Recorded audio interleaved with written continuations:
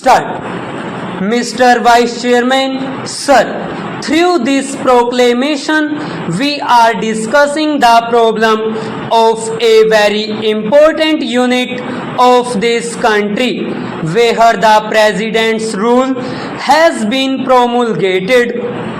While supporting the resolution, I want to make some observations not only on Mizoram but on the entire northeastern region where the political situation continues to cause concern for this country.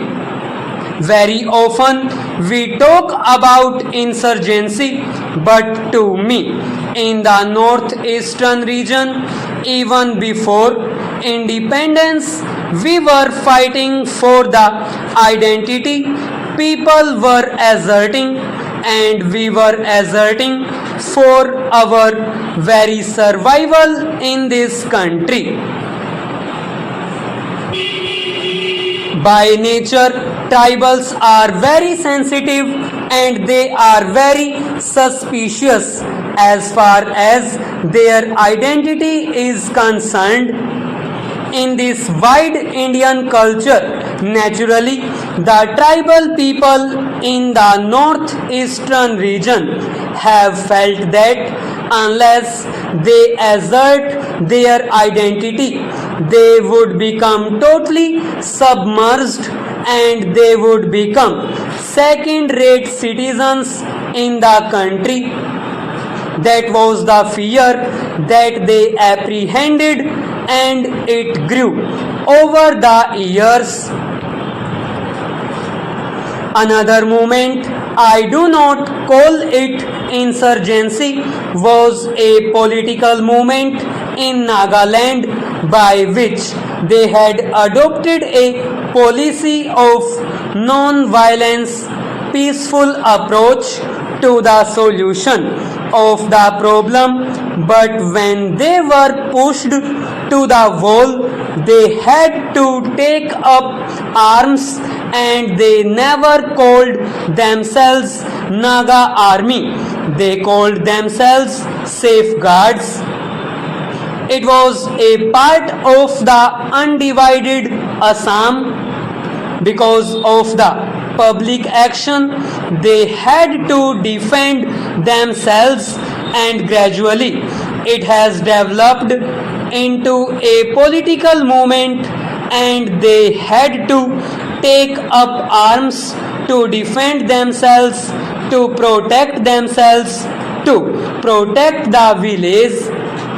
In this way, this kind of political movement continued not only in Nagaland but also in other parts of the northeastern region. This was followed by Mizoram, then again Manipur, and today this malady has been spread to Assam also. So, do not take it only from the point of view of insurgency. I would urge this august house that the feelings, aspirations, the longings of these tribals in the northeastern region have got something to do with their survival for their existence.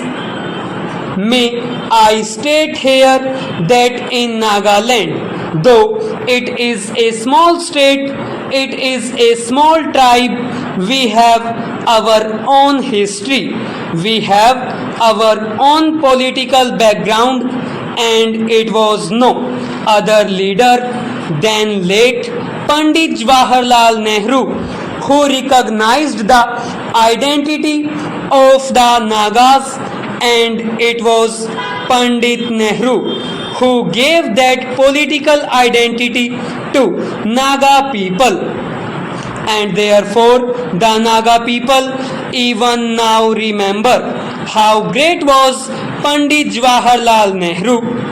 He was a father of the downtrodden, he was a father of the people there.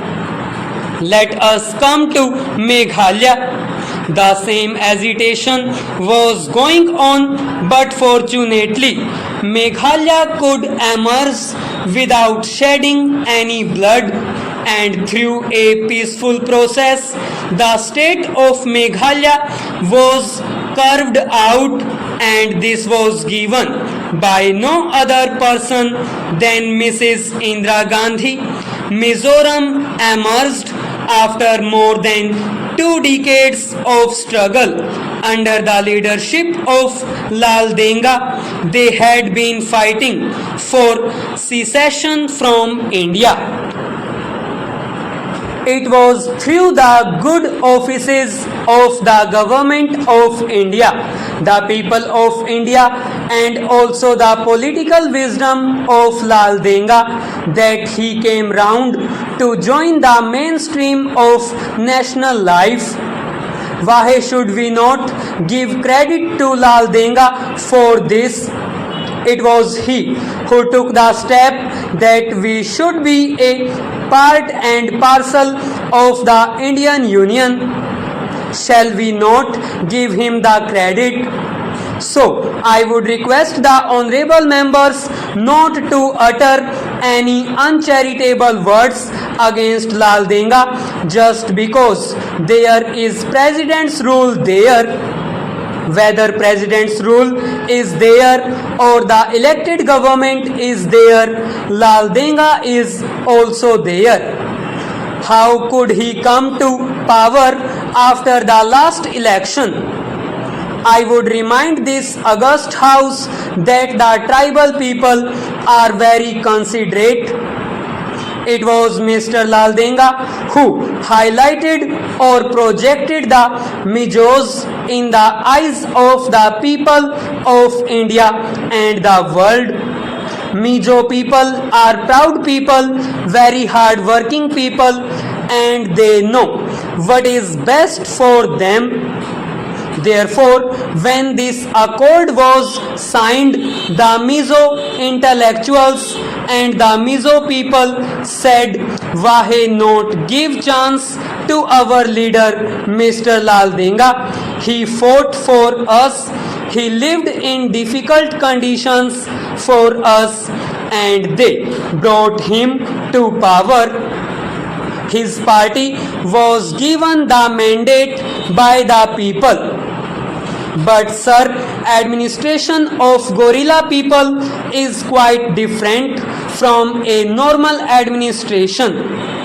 In a gorilla warfare, in a gorilla movement, there is might, that is the destiny of an individual, the fate of an individual, the fate of an organization.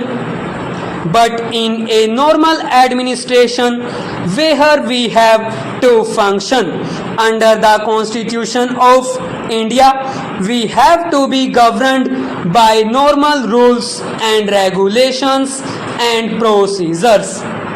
Here I believe Mr. Lal Denga, who has been used only to the guerrilla methods when he was given the reins of normal administration, felt the difficulties of running a moral administration. He could not satisfy not only his MLAs, his partymen, but also his followers, because one can promise heaven, one can promise the sun and the moon, but in actual implementation one cannot satisfy the feelings, the aspirations and the urges of all the people who follow him when he was leading a political movement. Similar in the case of Assam, AGP promised so many things to the people, but when you are given the actual reins of administration, you are bound to fumble. So they are also suffering. Similar is the case with Lal Denga. Don't blame only the Congress government. Defection was not by Congress people, it was among his own colleagues, among his own men. About this anti-defection law, I think the philosophy behind it is also full of defects and loopholes. When an individual is killed, we call it murder, but in a war, when we kill thousands, we don't call it murder. Similar is the case with anti-defection law. Therefore, this house should do some rethinking on this.